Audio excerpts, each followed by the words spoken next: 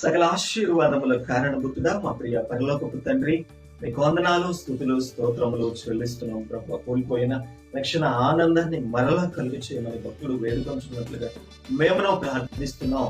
అయినా రక్షణ ఆనందమును కలిగి నీ రెక్కల చాటున క్షేమంగా భద్రంగా మీ వెడలముగా మీ కుమారులుగా ఆయన మీ ముందుకు కృప చూపించండి. ఈ వర్తమానం ఉంటున్న మమ్మను మీరు జ్ఞాపకం చేసుకోమని ఆ రక్షణ ఆనందమును కలిగి ఆయన నీ సాక్షులుగా నీ బిడ్డలుగా మాదిరి కలిగి జీవించే శక్తిని మాకు అనుగ్రహించండి. ఏ విషయంలోనూ నిశ్చితాన్ని విడిచి లోకం వైపు అడుగులేసే వారిగా మేము ఉండడానికి వీల్లేదయా, దయతో జ్ఞాపకం చేసుకోమని అడుగుతున్నాను. అలాగే స్థిరమైన ఆత్మీయులుగా మమ్మల్ని స్థిరపరచండి.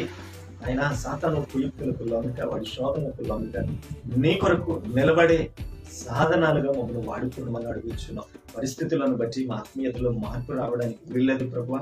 పరిస్థితులు ఏ విధంగా ఉన్నా స్థిరమైన ఆత్మీయులుగా నీ సాక్షులుగా నిన్ను మహిమపరిచే వారిగా మేము ముందుకు కృప చూపించమని అడుగుతున్నాం. విధంగా లైవ్ కార్యక్రమంలో ఆయన పాలు పంపులు పొంది ప్రార్థనలో ఏకీభవిస్తున్న ప్రతి ఒక్కరిని మీరు జ్ఞాపకం చేసుకోనండి. వారి జీవితాల్లో, వారి కుటుంబాల్లో మీ అద్భుత ఆశ్చర్యకార్యములు జరిగించి నీ బిడ్డలను సంతోషంగా చేయమని, కృపాక్షేమములు మెండుగా దయచేయమని అడుగుచు యేసు అను శక్తి కలిగిన నామమున ఈ ప్రార్థన విన్నపములు అడిగి వేడుకొనుచున్నాము తండ్రి. ఆమేన్.